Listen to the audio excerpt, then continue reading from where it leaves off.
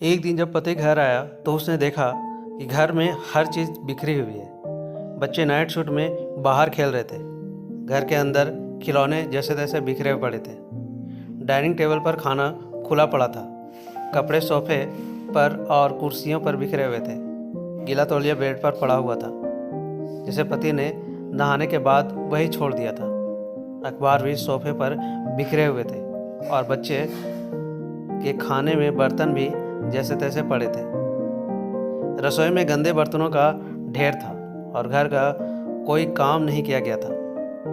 यह सब देखकर पति चिंता में पड़ गया और सोचा कि शायद पत्नी बीमार है।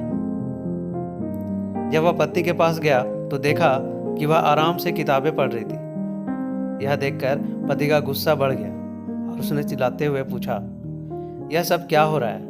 घर का क्या हाल बना रखा है और तुम यहाँ आराम से बैठी हो? पत्नी ने शांतिपूर्वक मुस्कुराते हुए कहा, आ गए। आज दिन कैसा रहा?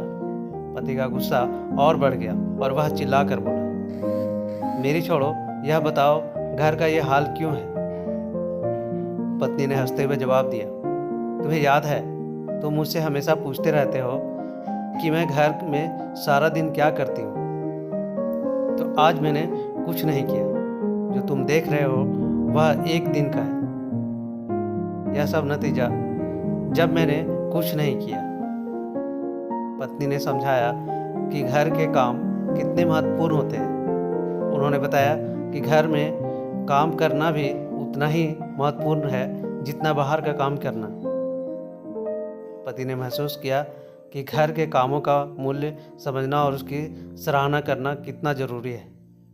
पत्नी ने कहा कि घर के काम करने का वेतन नहीं मिलता, लेकिन उनका भी सम्मान होना चाहिए। यह समझने के बाद पति ने पत्नी की मेहनत और योगदान को समझा और उसकी सराहना की। तो ये थी आज की कहानी। कैसी लगी अपने दोस्तों के साथ शेयर कीजिए और साथ ही साथ चैनल पर नए तो सब्सक्राइब भी कीजिए। मिलते हैं एक ऐसे ही नई कहानी में, तब तक के लिए धन्यवाद।